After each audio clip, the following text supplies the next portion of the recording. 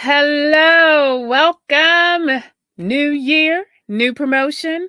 If that's you, you are in the right space. You're in the right place. So, welcome. We are live and welcome. This is our 5-day boot camp. We are on day 2. I am super excited.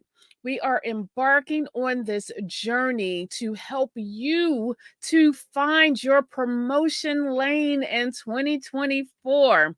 Yesterday, we focused on the new year. Some of you may have been like, "Ooh, we're talking about balance and peace and things of that nature." But yes, it was so important to be able to discuss that because I want you to have a firm foundation, because as you move through your career, as you get promoted, I need you to be in the right headspace. And so, yes, yesterday we covered talking about work life balance and peace and noting that looks different for each and every one. We also threw in a work life juggle survey. So if you miss that, please go back to day 1. You can catch that on MDW Solutions Facebook page or YouTube, and that you'll find in the comments. So definitely you want to make sure that you are in the right space. And so that survey was created just for you. You can go ahead and download that. And so we really did. We looked at self-care, time management, boundaries. Today, again, day 2, we are going to be discussing how we navigate workplace dynamics. And as a woman, it can be challenging to have your voice heard. And how many of you, I wonder, out there feel that way, where you're like, you know what? I said that. That was a great ideal. That was a great comment. And nobody really listened. Or you said something, and then later on that week, you realize, hold on, I said that. What happened? And why didn't I get the credit for saying that? So I am sure some of you can relate to that as well. It is crucial to know how to use your voice effectively to advocate for yourself. And additionally, we're going to discuss a little bit about handling the workplace politics. So, our 3 focal points for this evening: communication is the first one, building relationships, the second one, and then workplace culture. Before I jump all the way in, let's do a quick roll call. Whether you're catching us live or via the replay, please let us know who you are, where you're watching from. We love to hear from you all. Again, live or the replay, if you ever have any questions or comments, or if there's something that you're just like, Miranda, have you covered such and such? I would like that covered. Please listen, I am here for you, and we love to hear from you. So if there's anything, just drop it in the comments. We do monitor the comments. My team monitors the comments. And so whether you're catching it this week or even next week, if something comes up, definitely let us know. And so, with that, I'm going to start by telling you a story of why this information is so essential to leadership. In the competitive landscape of career progression, you have to understand, especially as a woman, mastering workplace dynamics is a crucial skill, and it's just needed. If you don't have it, it's going to negatively impact your career. So, one scenario, it unfolded where a group of executives were looking at one particular candidate. This woman, highly skilled, she was really, or at least in her mind, definitely ready for her promotion. Her technical skills outstanding. Her work ethic unquestionable. However, her ability to navigate the undercurrents of workplace politics was not there. And I don't know how you all feel. I know that there are some women who are like, you know what, Miranda, all I'm going to do is I'm going to put my head down and I'm going to do a good job. And that's noble. That doesn't always work. Some of you out there are like, you know what? I put my best foot forward every day. I don't complain. I do the work that I'm paid to do and I do it in excellence. Why can't I get promoted? Sometimes it's just because of this. Sometimes when you just put your head down, when you do your job, you have this expectation that you're going to be promoted.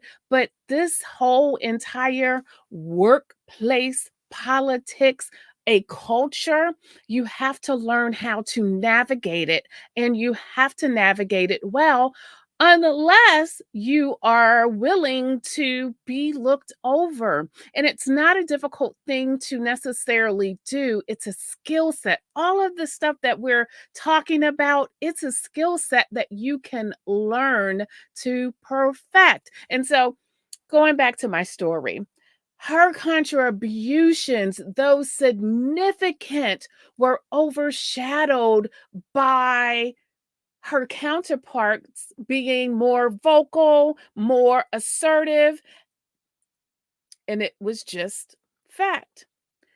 Consequently, the promotion was granted to another person, and this individual did not meet the same standards. Their work ethic was not the same. However, they knew how to navigate the politics in the office. This is a real thing. And so I need you leaders out there to understand this is a skill set that you must start to acquire and be able to do it well. For mid career women, the lesson is clear.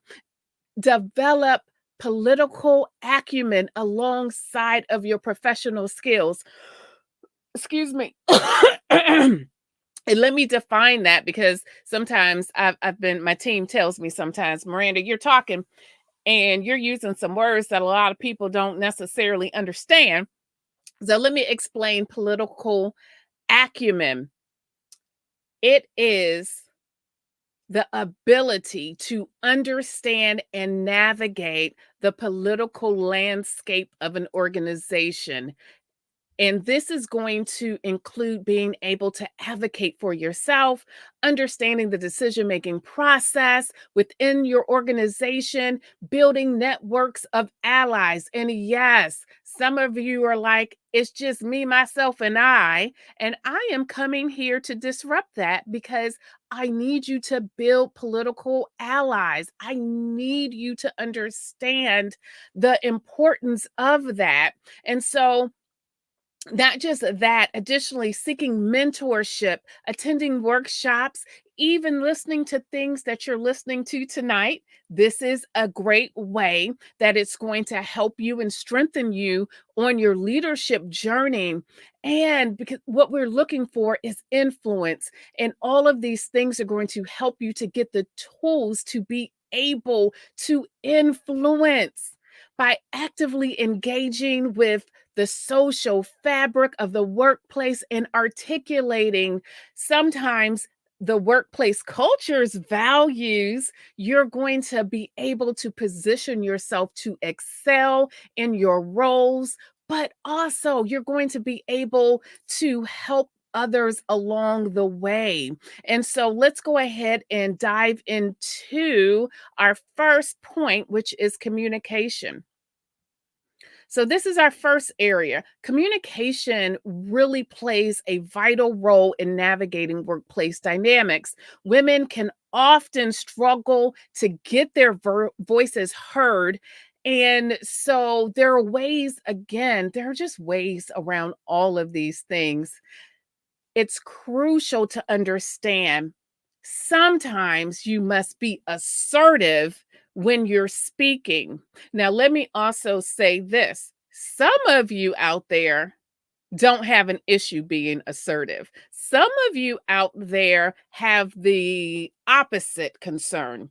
So, for those who are just buoyant and you are so direct and you tell it like it is, sometimes you're not approachable.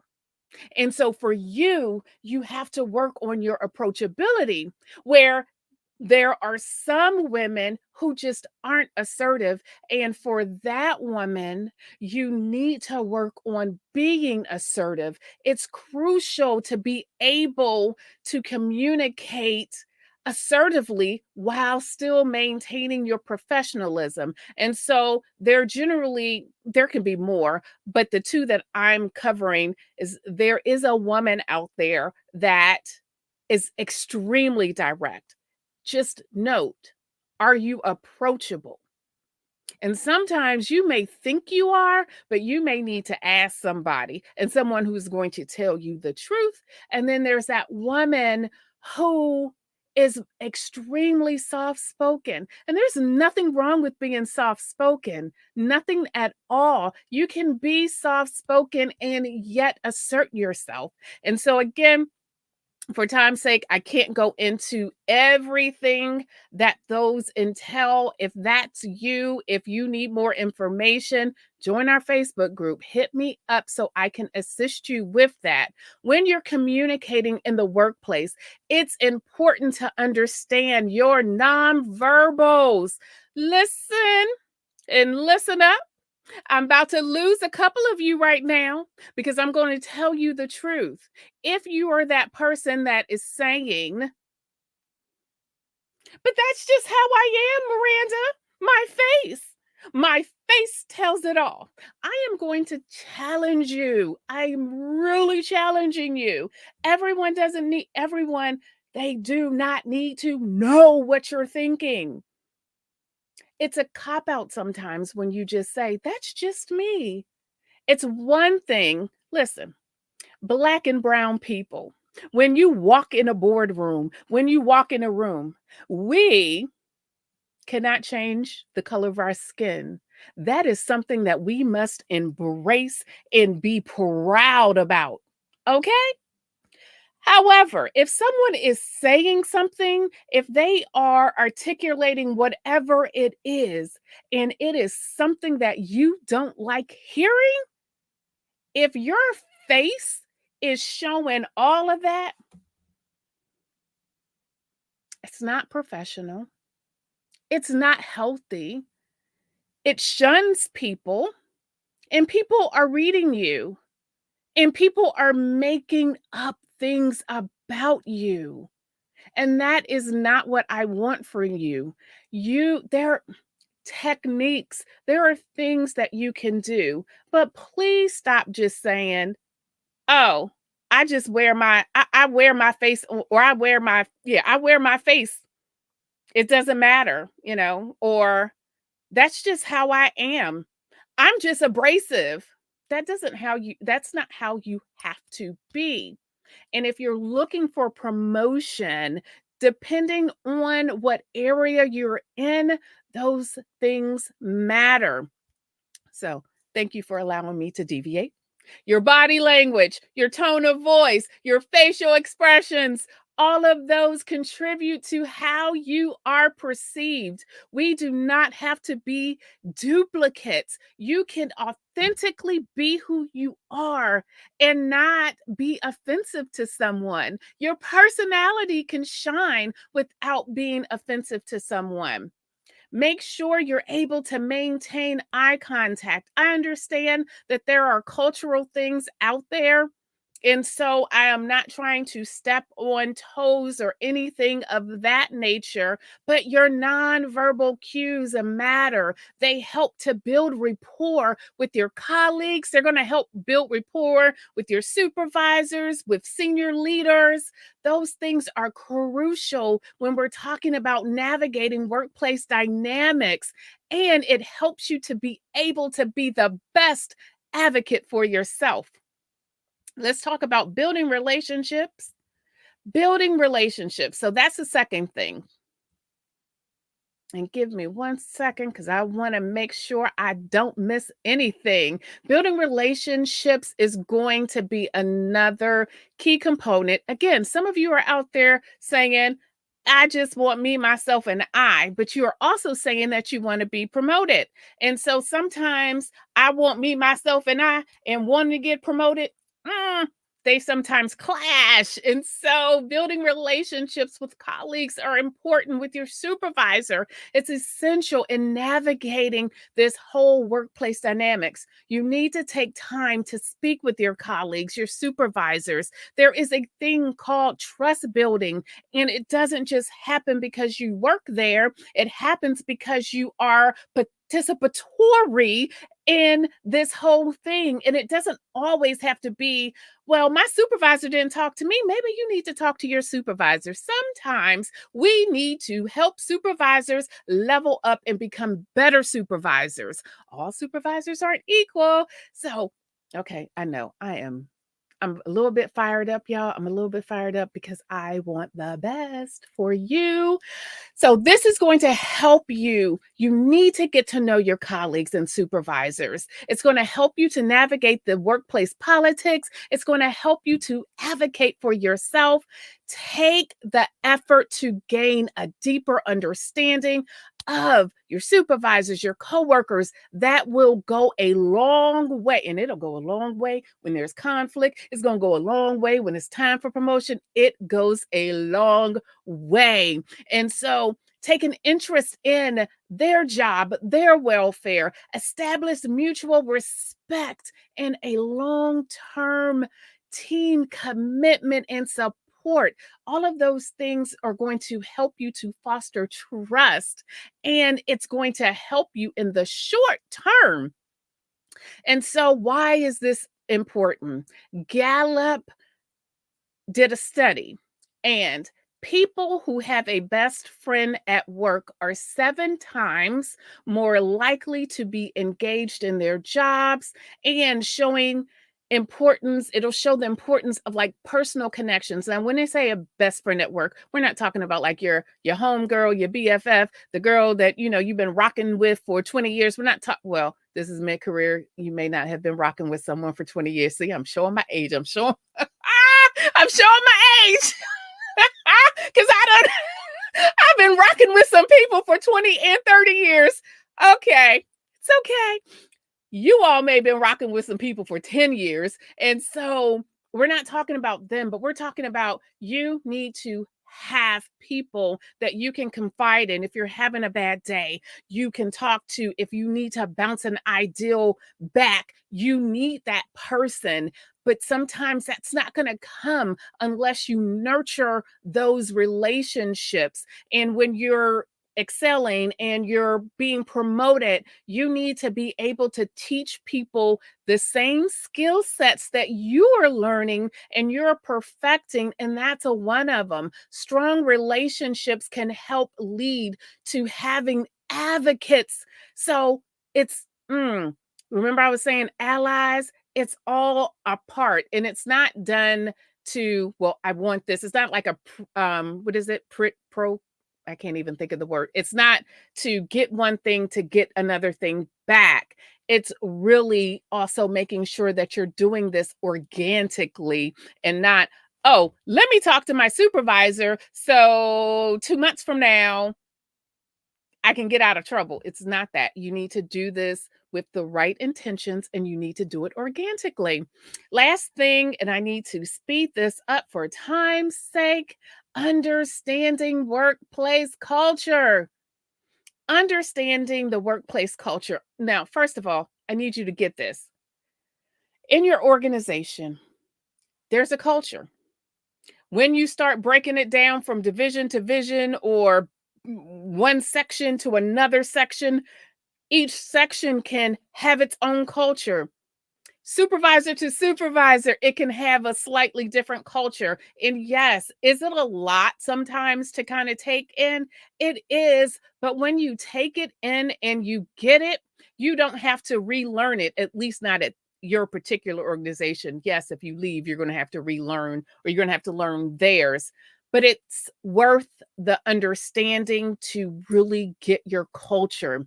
It's going to enable you to operate within your organization's framework effectively. You're going to be able to demonstrate compatibility of the core values, which helps you to position yourself favorably for a promotion. Again, every workplace culture, their norms and their values, it'll differ from place to place, but understanding and adapting to that culture, it's what's going to be key for your success. It's going to be key for you to be able to navigate. Let me. Okay. So, in addition to observing and adapting to your workplace culture, you want to make sure that you are aware of any implicit bias that can exist within your culture. Workplace culture can sometimes, we want to stay away from stereotypes and biases. And so you have to be aware that if you're coming into a space that you are not drinking a stereotype Kool-Aid, that you are not, I'm trying to think of how to say it to make sure that I'm saying it correctly. You don't want to drink that Kool-Aid.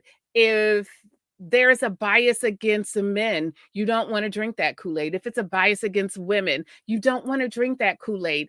If we only give certain projects to a group of a certain descent, or if you only look like this, we don't drink that Kool-Aid, leaders. And so you do need to beware of your own workplace and what's going on within. Being aware of biases can help you to overcome any challenges, and it's going to help other women. We are not that men out there, not that we're not looking out for you, but a lot of times you all are good. It's us who needs looking after. And so this is also going to help the next woman that's in your unit, in your division, in your job, the next woman that's coming up under you or behind you. And this is going to also help you to be able to stand out, to be able to speak up when you notice any type of bias behavior. And also, you'll be able to gain more allies in the process. And so you can be able to advocate for new policies, practices which promote equity, diversity, inclusion, all of those things. And with that being said, I invite you all to join our Facebook group. So please, and listen, our Facebook group is for everyone. All are welcome. It's a safe space for leaders and leadership. Yes, I do speak to the mid-career woman and I help her to level up to an executive level position. Note, our Facebook group is for all leaders. You do not have to look like me. You can be male. You can identify as whomever you want to identify as long as you know it's all about leadership. It's all about embracing one another, and it's for leaders. Masterclass. I spoke about this yesterday. Our master class. We are doing this 5-day boot camp. It ends on Thursday, followed by our masterclass on Saturday. We have 6 slots left. And so it will be imperative, if you want to end this with a bang, get the tools that you need. We're going to really be delving into some topics on Saturday. Sign up, because after that 6th slot is done, It's closed, and I would hate to turn you away. However, we only have 6 slots available, and so if you're number 7, yeah, sorry. And so I want you to be in the place, position yourself to win, position yourself to go to the next level in 2024, get that promotion that you deserve, to round us all up and round us in so we can get ready and get on out of here, because I know you all have some things to do. It's essential to understand how to navigate the workplace dynamics and how to advocate for yourself to be able to achieve your career goals. We talked about 3 critical pieces tonight, and that was communication, building relationships, and understanding workplace culture. I am going to end with a quote.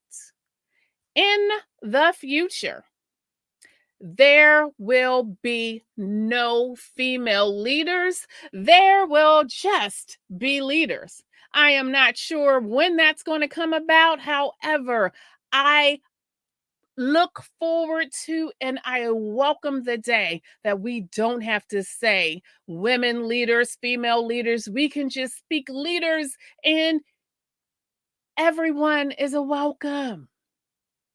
So join me tomorrow. We're going to explore women and negotiation basics. You deserve nothing but the best. It's time for you to level up in your career.